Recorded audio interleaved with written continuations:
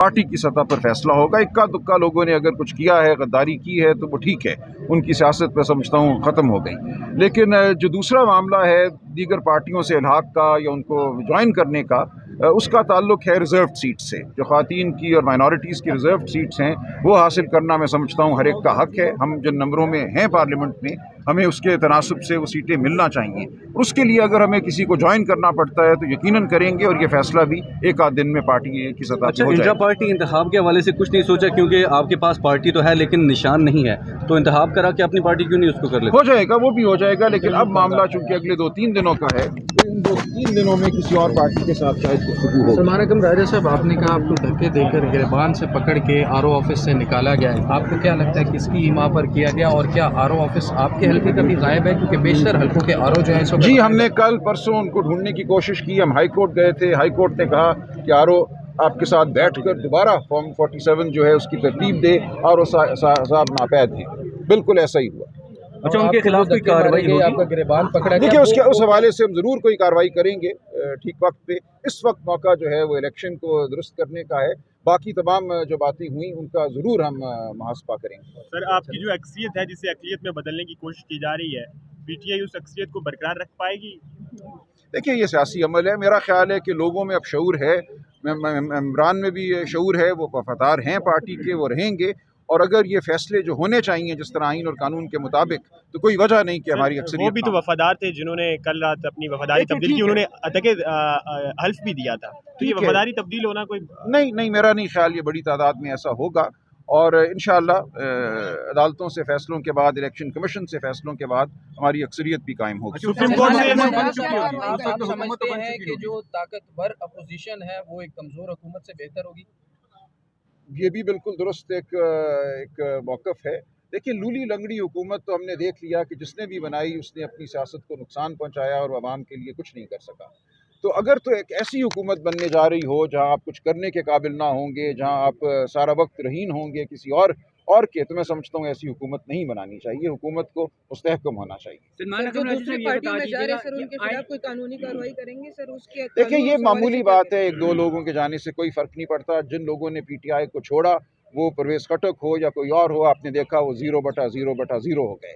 लिहाजा कोई फ़र्क नहीं पड़ता। पीटीआई अब इलेक्टेबल्स की पार्टी नहीं है। पीटीआई को किसी क्या कहते हैं सर? देखिए, इस तरह हर बंदा टेक्निकली चूंकि उनको इंडिपेंडेंट करार दिया है, तो इसलिए देखेंगे, ये कोई बड़ा वाक़या नहीं है, और आप देखेंगे बड़ी तादाद में ऐसा होगा भी नहीं। सलमान अकरम राजा साहब, ये बता दीजिएगा कि अगर आपके पास जो पाकिस्तान तहरीक इंसाफ की मखसूस नशिस्तें मिलनी है, कानून क्या कहता है कि आपने जो तरजीही लिस्टें तो एडवांस में देनी थी, अगर वो नहीं मिलती तो नहीं, अगर किसी और पार्टी ने तरजीही लिस्टें दी हुई हैं और हम उस पार्टी को ज्वाइन करते हैं, तो उन तरजीही लिस्टों में मज़ीद नामों का इजाफा किया जा सकता है, तो ये बिल्कुल मुमकिन होगा। आम और रियासत के दरमियान वो रिश्ता होगा जो बुनियाद हुआ करता है किसी भी कौम और किसी भी मुल्क की तरक्की की।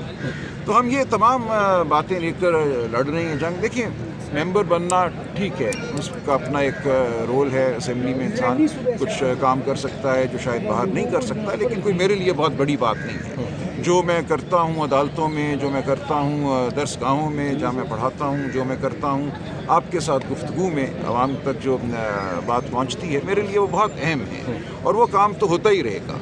लेकिन अब मामला ये हो गया है कि अवाम जिन्होंने एतमाद किया, बच्चे बच्चियाँ रोए वोट डालते हुए। जब मैं पोलिंग स्टेशंस पे गया तो आके मुझे मिले, किसी ने भाई कहा, किसी ने अंकल कहा, और उनका अपना एतमाद हम आपको दे रहे हैं, आपने इसकी निगहदाश्त करनी है।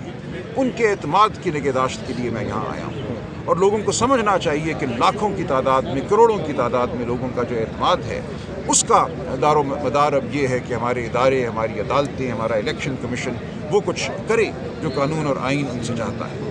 सर, इलेक्ट्रॉनिक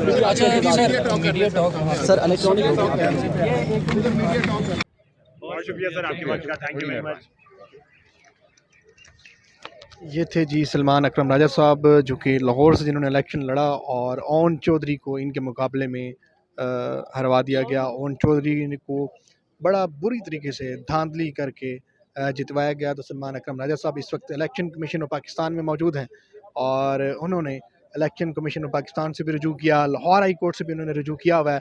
अब देखते हैं कि सलमान अकरम राजा साहब के किस तरह से उनके फ़ैसला आता है। लेकिन इस वक्त इलेक्शन कमीशन ऑफ पाकिस्तान का बहुत बड़ा इम्तिहान है और इलेक्शन कमीशन ऑफ पाकिस्तान में इस वक्त हलचल है और आप इस वक्त देख सकते हैं बड़ी गहमा गहमी नज़र आ रही है। इस वक्त इलेक्शन कमीशन ऑफ पाकिस्तान में मीडिया की TSNGs आपको सामने नज़र आ रही होंगी, मीडिया इसको रिपोर्ट कर रहा है।